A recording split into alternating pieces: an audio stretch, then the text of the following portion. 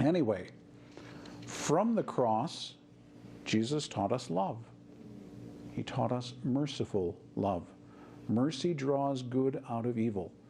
And so from the evil of original sin, God drew the infinite good of the incarnation.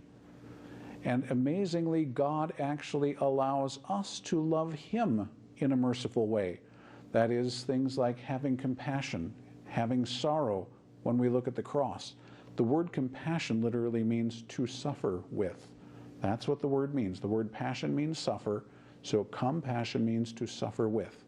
And so to be willing to accept our share in the suffering of Christ, as St. Paul tells Timothy that we all have to do, to take up our cross, as Jesus tells us that we have to do, to participate in His suffering. But think about that for a second. There is no greater dignity that we can have, because we have a participation in the work of redemption. You have an opportunity to actually share with Jesus in the work of saving souls. There is nothing greater that anybody can do.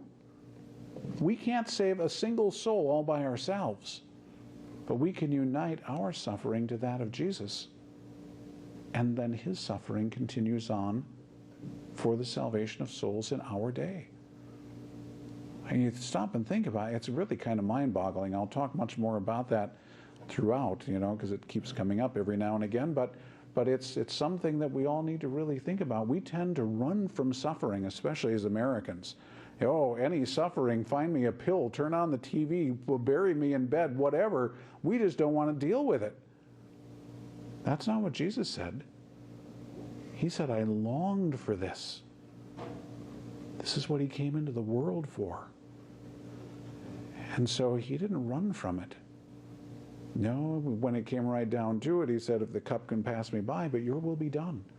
Can we say that to God? Maybe I don't really want this, but your will be done. I'll accept it. And I'll unite it with the suffering of Jesus and offer it up so that people can continue to be saved, so the work of redemption can continue.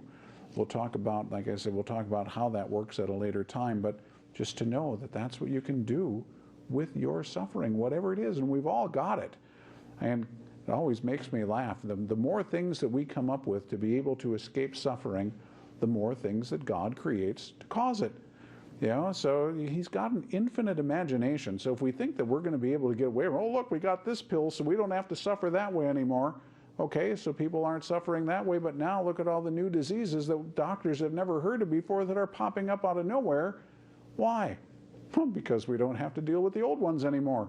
We've got vaccinations for all these things and people don't get these problems anymore. Well, now we get these problems that we don't have vaccinations for and people have to deal with them.